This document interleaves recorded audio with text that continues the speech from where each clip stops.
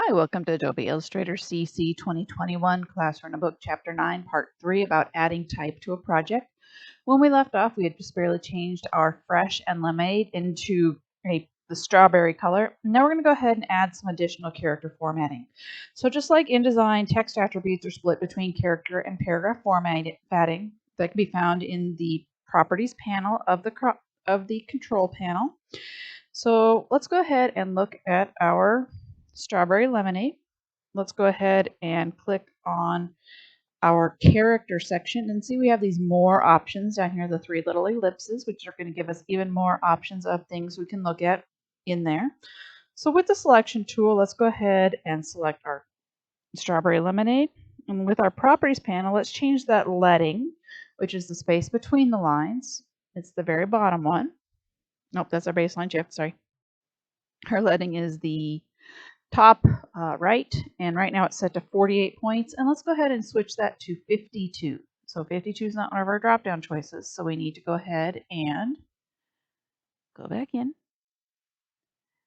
All right, let's go ahead and change that to 52. And I'm going to hit tab. And then let's go ahead and that will help it accept the value.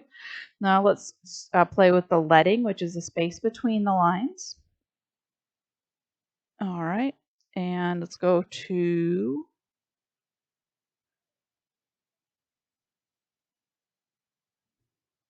leadings are space between lines. We just did that, 52. All right, so that made those a little bit farther apart. Now let's go ahead and select fresh with our selection tool. And let's go to our more options again under character. And this time we want to go ahead to our all caps option, which is down here at the bottom. It's got 2 capital T's, so I'm going to change that to all caps. Instead of having to retype it, you can go ahead and just use the tools to manipulate that type instead. So now we're going to go ahead and change paragraph formatting. So paragraph formatting applies to an entire paragraph, not just selected text. So we're going to get to more information in our paragraph formatting with the More tool. So let's go to our artboard number 2. Come on. And let's go ahead with our type tool and select that recipe that we added earlier. So if we triple click, oh, it's not working. So let's do one click and let's do a Control A to select all, and or Control or Command. Now with it selected, let's do our more options in the paragraph. So we've got paragraph right here. Let's hit the more options. And it's going to pop up some additional elements that we can play with. So we want to change the space after the paragraph. So if we go down, it's got a little space after paragraph, so it's on the right hand side. And let's go ahead and change that to 6 points. And that'll just make it have a little bit more space in between where we have those hard carriage returns. So now let's go ahead and hit escape to hide that. Let's go ahead and make it size 10 instead of 12. And let's do a deselect. So select and deselect, make sure nothing's open. And let's do Control S and save. And now we're going to go ahead and work with some aligning some vertical types. So we can align or distribute lines based on the framing, either vertically or horizontally. So first thing we're going to do is we're going to align strawberry lemonade so it will sit more easily with the icons. So let's go to our artboard number 1. And we're going to be working with this section right here. So we want to go ahead and grab our selection tool and grab strawberry lemonade. And we also want to now we want to go to area type section. So we've got area type right here. And let's go ahead and do align to bottom. So it's this third one over. And now we can go ahead and shift click the black and white icons to grab them as well. So let's grab 1, 2, and 3. Yeah, I don't like what it's doing. I'm going to make this a little bit smaller so it'll behave a little bit better. Okay, now let's shift click and grab them. All right, so I've got all of my icons at the same time. So now with our properties panel, let's look at the vertical align bottom button. So we've got our align tool. It's the last one on the bottom. And it's going to go ahead and align all of those together, which may not necessarily be what we want it to be. So let's go ahead and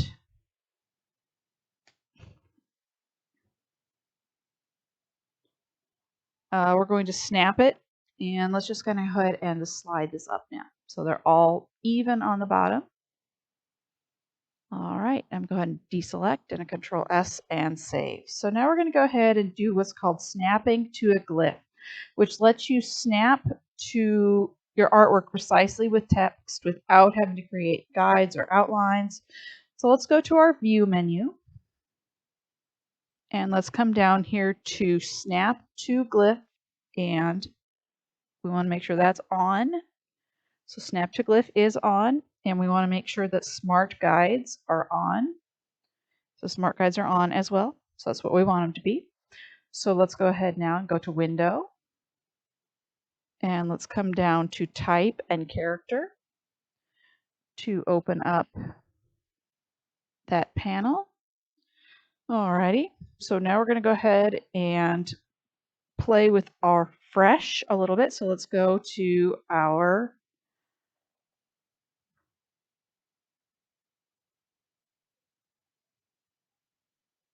so snapped glyph is right here at the bottom.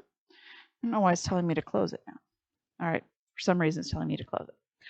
Well, let's go ahead and close it then. That was fun.